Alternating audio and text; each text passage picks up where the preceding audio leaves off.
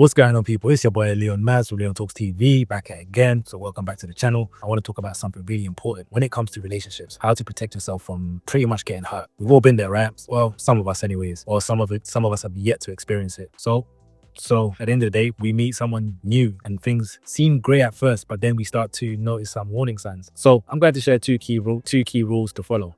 This idea can help you navigate the dating world more safely and wisely. As the famous author Maya Angelou once said, when someone shows you who they are, believe them the first time.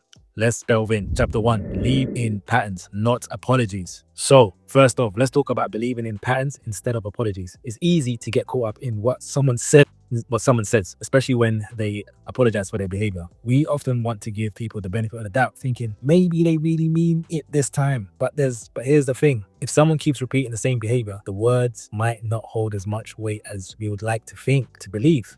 For example, let's say you're dating someone who frequently cancels plans or makes promises they don't keep. They might apologize each time, saying things like, "Oh, I'm sorry, I'll do better next time." But if this happens repeatedly, it's a pattern, not just a one-time mistake. Or let's say you've warned someone about publicly humiliating you or publicly being rude to you. Say that you don't like to be disrespected in public, in general, but just in public, to emphasize, right? That's like a non-negotiable for you. But the person keeps on doing it, and then they keep saying, "Oh, I'm sorry, I didn't realize. I'm sorry, I didn't realize." But if you keep noticing this pattern, you have to know that this is when to cut it off and stop listening to apologies, because apologies don't mean shit if they keep doing it again. They can't feel sorry if they keep doing it again, if you get what I'm saying.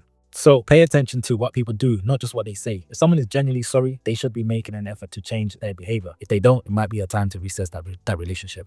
Now, let's move on to the second rule. Believe all red flags. Red flags are those warning signs that something might not be right in a relationship. They can be big or small, but it's essential to recognize them early on. You might find yourself ignoring a red flag because you caught up in the excitement of new relationship, but can lead to trouble down the road. For example, if someone is overly critical of you early in the relationship, maybe they make comments about how you dress or how you talk, that's a red flag. For instance, I had to cut this girl off right away. I was talking to this girl, and as we were getting comfortable, I started using certain phrases every time I began a sentence. Like, I would say things like, you know what I'm saying? Like, or like this, or like that. I would always use the word like. It's kind of a London thing, right? For some reason, she got annoyed and said, "Can you stop saying that?" I said, "Saying what?" "Saying like all the time in every sentence." At first, I kind of brushed it off, but after she brought it up a third time, I realized this girl seemed a bit controlling. She came off as somewhat masculine. I thought to myself, she can't tell me how to speak, because that's something that you just can't go for, right? So I felt like she was trying to govern my speech, and I just thought, forget it. I don't want to continue this conversation. So I decided to end it right there, because I could see this was leading to a future of headache and misery.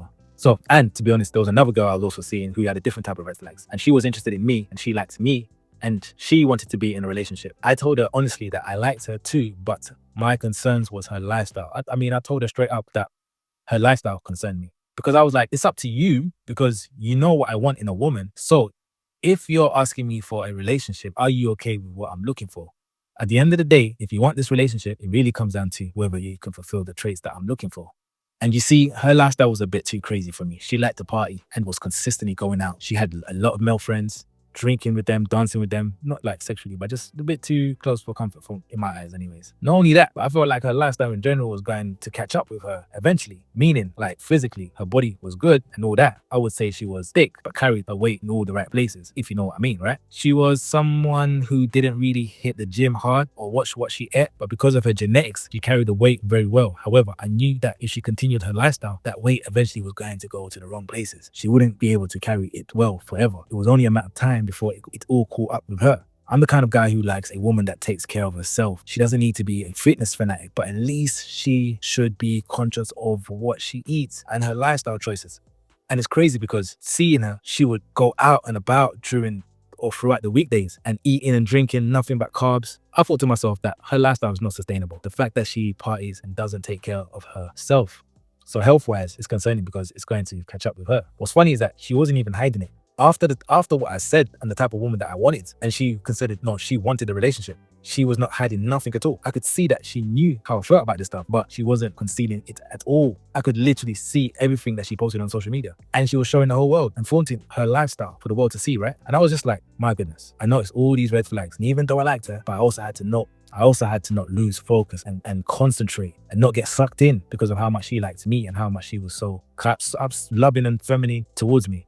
And I had to concentrate on the fact that she's showing me all the signs, all the warning signs. So I had to pay attention in that sense. So it's important to trust your instincts. If something feels off, it probably is. Don't dismiss those feelings because you want the relationship to work. Instead, take them seriously and evaluate whether the person is right for you. In conclusion, protecting yourself in a relationship is all about being aware of patterns and recognizing red flags. Remember to believe in patterns, not just apologies. And always take red flags seriously. These tips can help you navigate the dating world more confidently and avoid unnecessary heartache. As we discussed, relationships should be built on respect and trust, and it's essential to prioritize your well-being. Thank you for joining me today. If you found this video helpful, please give it a thumbs up and subscribe to the channel and share your thoughts in the comments. On that note,